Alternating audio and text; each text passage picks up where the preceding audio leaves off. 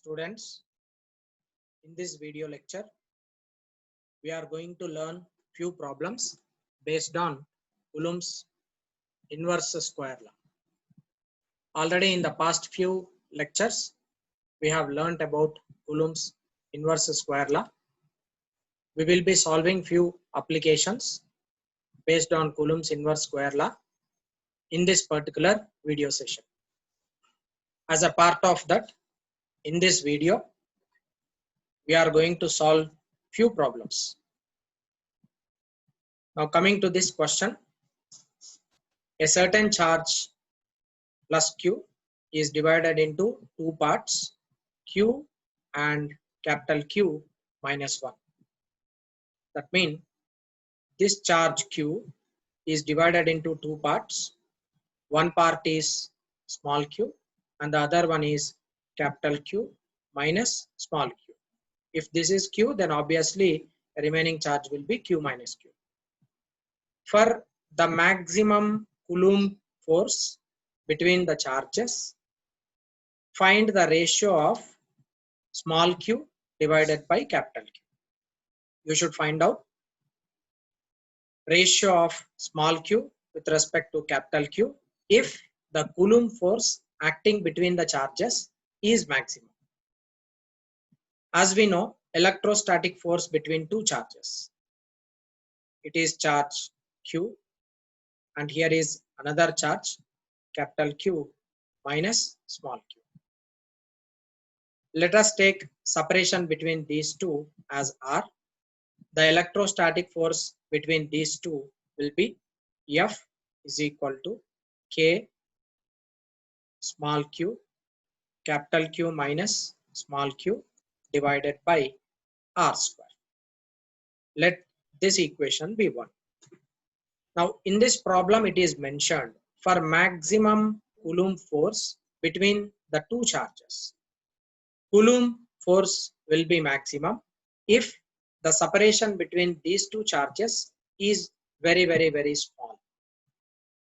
In most of the examples, to find out maximum or minimum force, you need to differentiate this equation with respect to charge Q, because the maximum force between these two charges depends upon how you are dividing these two charges.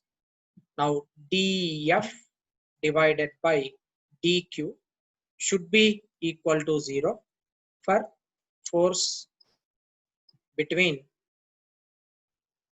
two charges to be maximum.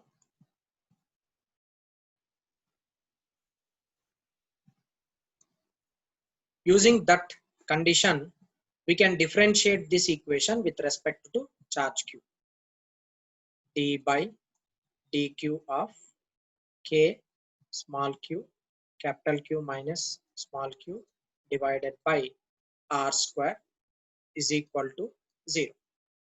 Constant terms, you can bring it out, K divided by R square into D by dQ of Q into capital Q minus small q is equal to 0. Of course, this total term goes to the other side, so that left is this. First, we need to take this as constant, differentiate the next term, and then differentiate Q such that capital Q minus small q is equal to constant.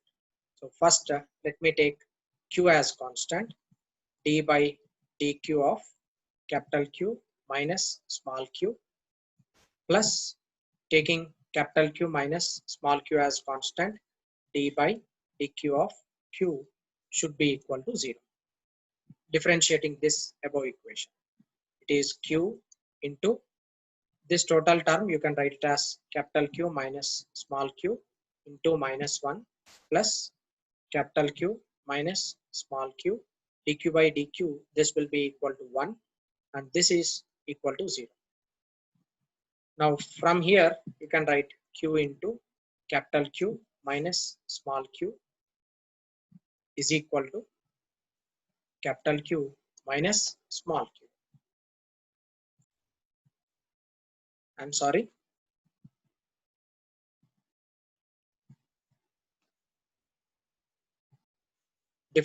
differentiating this, you will be getting q into this term is however constant, capital Q, dq by dq is equal to 0, and this is minus 1 plus capital Q minus small q into 1 is equal to 0. This is equal to q capital Q minus small q. Taking ratio capital Q minus small q divided by q is equal to 0. This gives you capital Q divided by small q minus 1 is equal to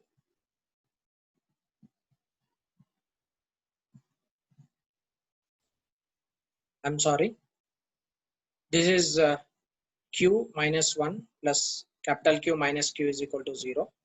This gives you minus q plus capital Q minus small q is equal to 0. Minus q minus 2q, which is equal to 0. Capital Q is equal to 2q. This is equal to q divided by capital Q as 1 by 2. This is the ratio of two charges.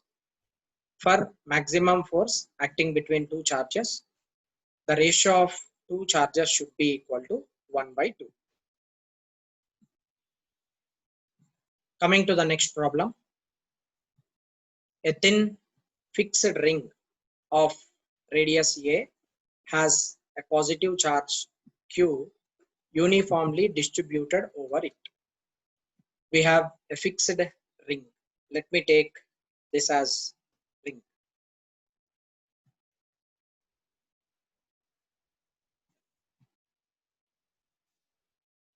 This ring has radius A and has a positive charge Q which is uniformly distributed over it. So positive charge is uniformly distributed on this plus Q charge. A particle of mass m having negative charge minus, this is minus q, negative charge q is placed on the axis at a distance of x such that x less than a. Now let me take one charge here, and this charge is minus capital Q. It is placed at a separation x. This distance from center to this particular charge is x, placed on the axis at a distance of x from center of the ring. Show that motion of negatively charged particle is approximately simple harmonic. Calculate time period of oscillation. This problem, this model has been asked many times in entrance examinations. Now let us solve this problem.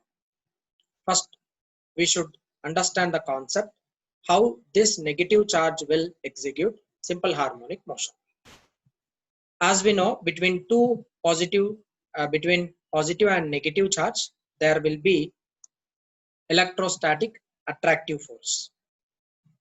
Now as it is extended charge, this is extended charge,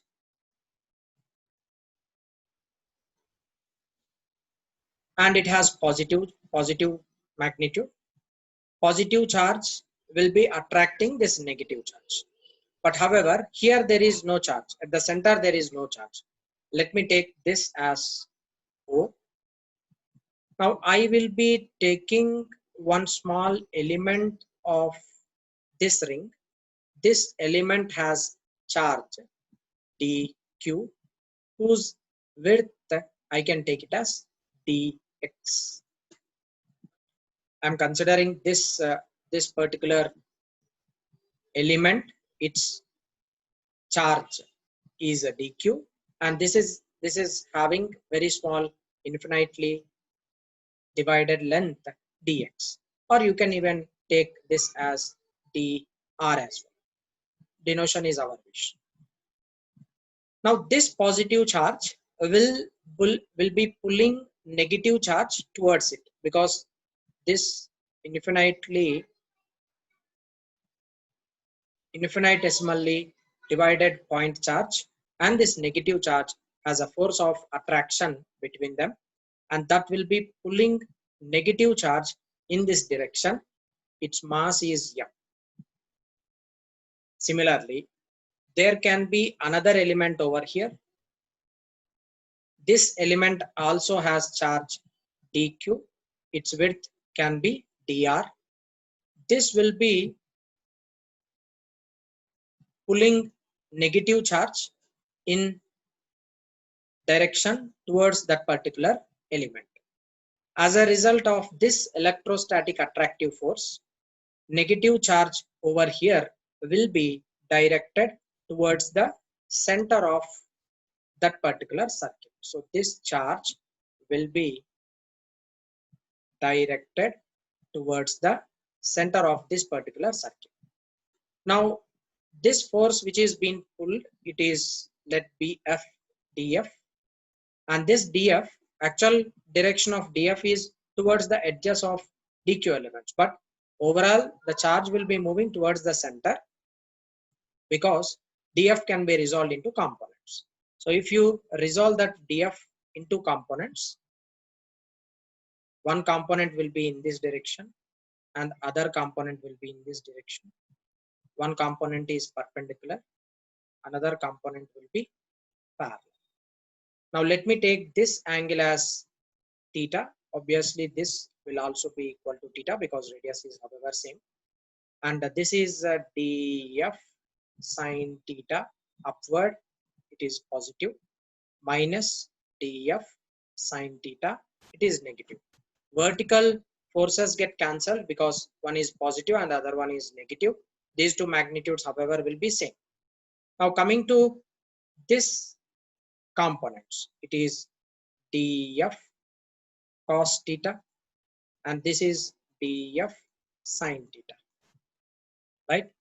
Because of this df sine theta force, these positive and negative, this negative charge will be pulled towards the center, and when it comes at this particular center, when it comes to the center, the net force acting on it becomes zero, because at the center if you see, the separation is q and the separation is q. Force is pulled in this direction and force will be pulled in this direction. So as a result, when this negative charge comes over here, minus capital Q, this is upward force and this is downward force. Upward and downward force at the center get cancelled. As a result, F net at the center becomes 0 due to electrostatic attraction.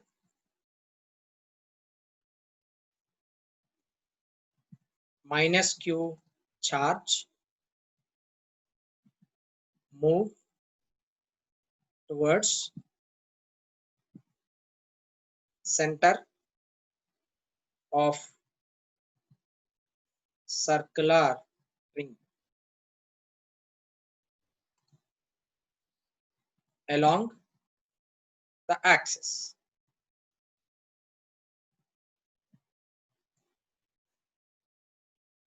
At the center,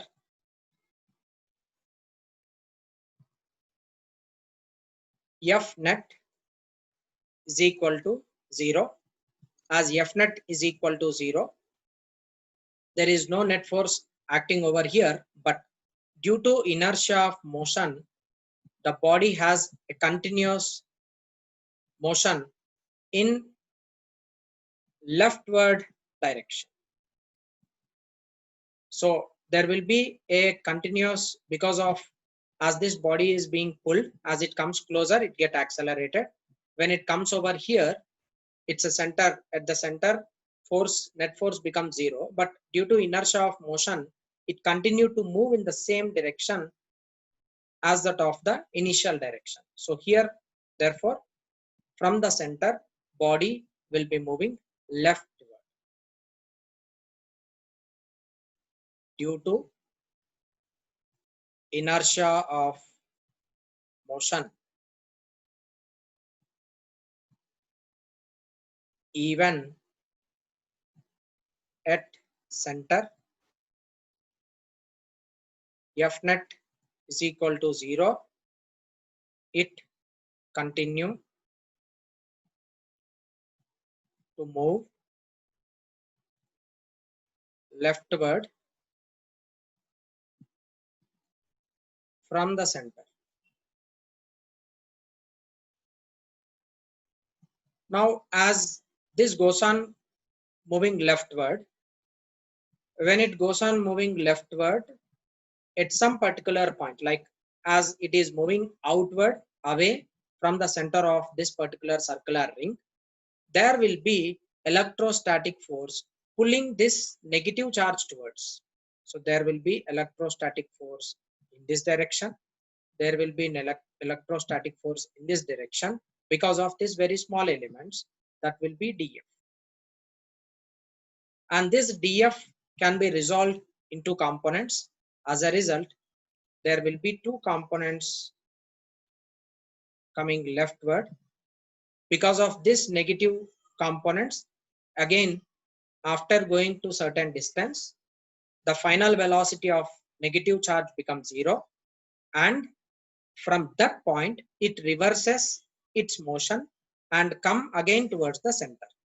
When it come towards the center, net force again becomes 0, and from here, because of inertia of motion, it continue to move right side. When it is moving right side, electrostatic force will be pulling this negative charge inward. As a result, because of inertia of motion, it moves up to certain distance right side, and finally its velocity becomes 0. And from that point, due to electrostatic attractive force, it will be again pulled towards the center. Therefore, as a result, charge from this particular point, charge from the center, will be oscillating. It goes here towards the end and then return back. From here again it goes to right side and then it return back, and then from here it goes to left side, then comes back. This is simple harmonic motion. Now we should derive equation for this simple harmonic motion. Charged particle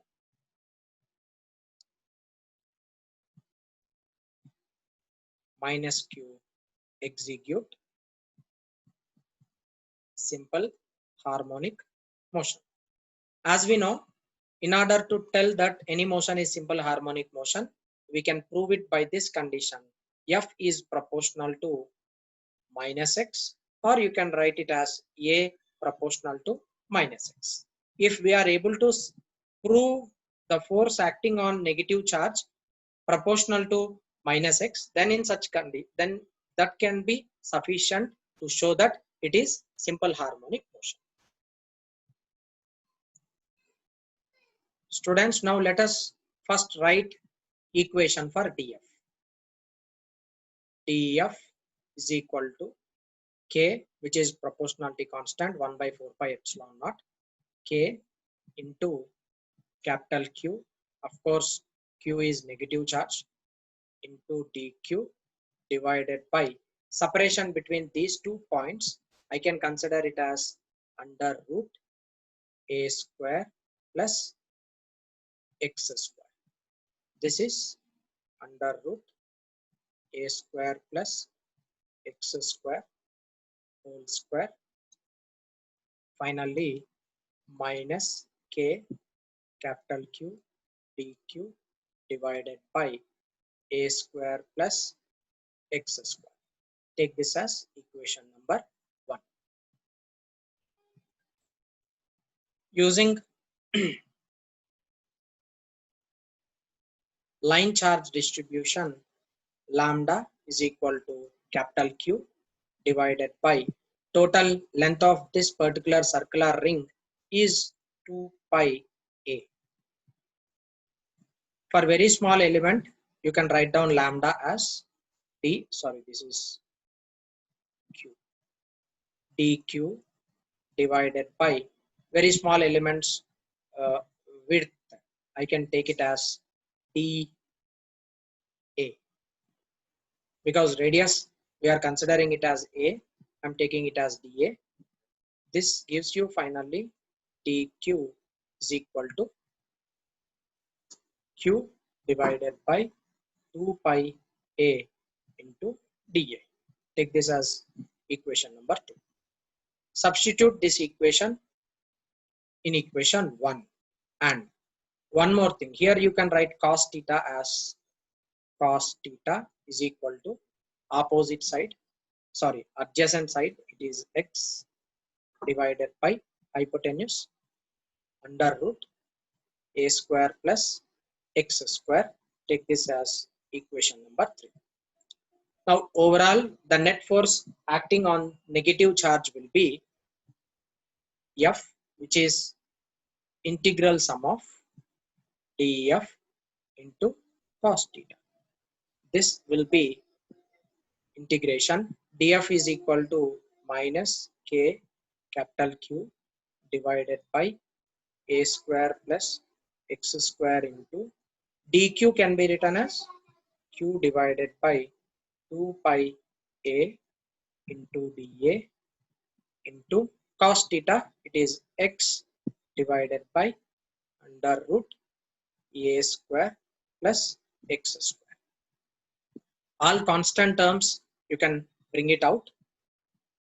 A is radius of this particular conductor, that is constant. X is separation between these two.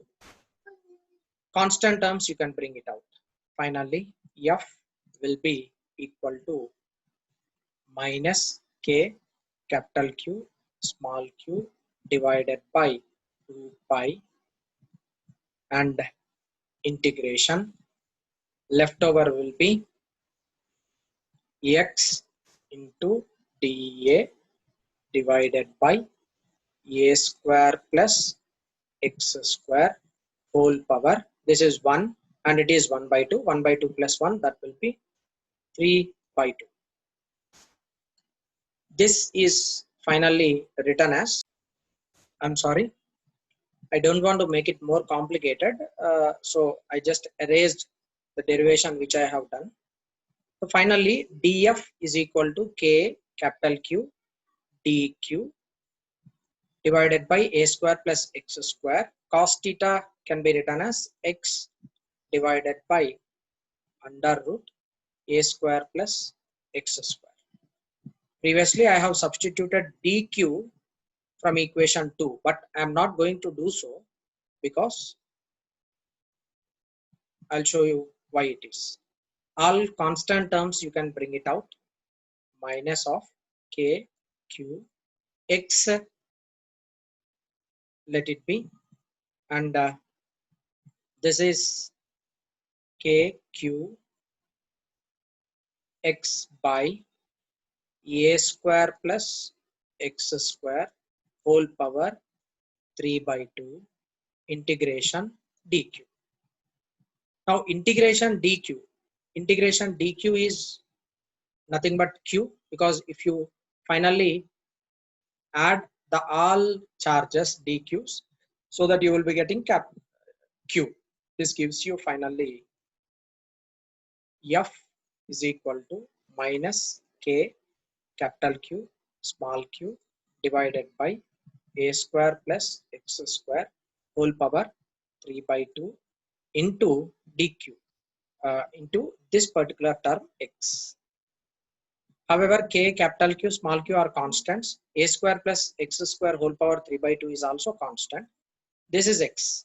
So from here you can write simply F proportional to minus x.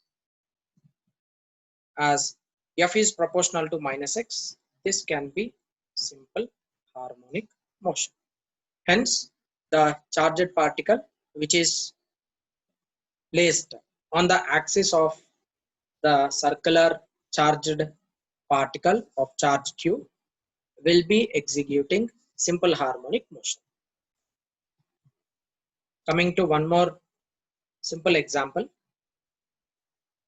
Electrostatic force between 2 point charges is 200 Newton.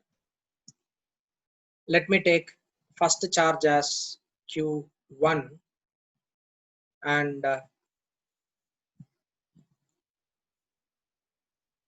next charge as Q2.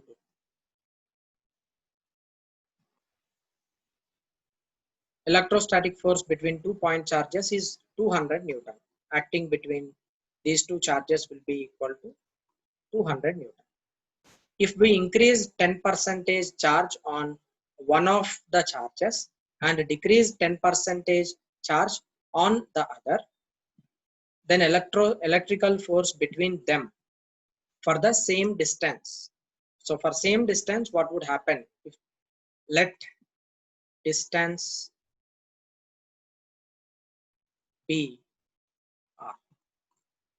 Now, as there are two charges, both are separated by distance r. Here is q1 and here is q2. Force acting between these two charges is equal to 200 Newton. What I am doing is I am increasing charge of first one by 10%. 10% mean which is equal to 0.1. So Q1 will be equal to Q1 dash will be equal to Q1 plus 10% of its charge I am increasing 0.1 Q1. This is equal to 1.1 into Q. Coming to the next charge, I am decreasing it by 10%. So therefore, Q2 dash is equal to Q2 minus 0.1 Q2, which is equal to 1 minus 0.1. This is 0.9 into Q2. Separation of these two charges. Here is Q1 dash and here is Q2 dash. Separation between them is R. Now electrostatic force acting between them is F dash, which is equal to K 1 by 4 pi epsilon naught. It remains same. Q2 Q1 dash into Q2 dash divided by R square. This is equal to K divided by R square into 1.1 into 0.9 Q1 Q2. But we know that K Q1 Q2 by R square is equal to 200 Newton because it is K Q1 Q2 divided by R square. Taking this 200 over here, F dash is equal to 1.1 into 0.9 into 200. This is equal to 11 into 9 into 2. This gives you 99 into 2. 2 9s 18. 2 9s 18 plus 119. 198 Newton. F dash is equal to 198 Newton. That is the force acting between two charges.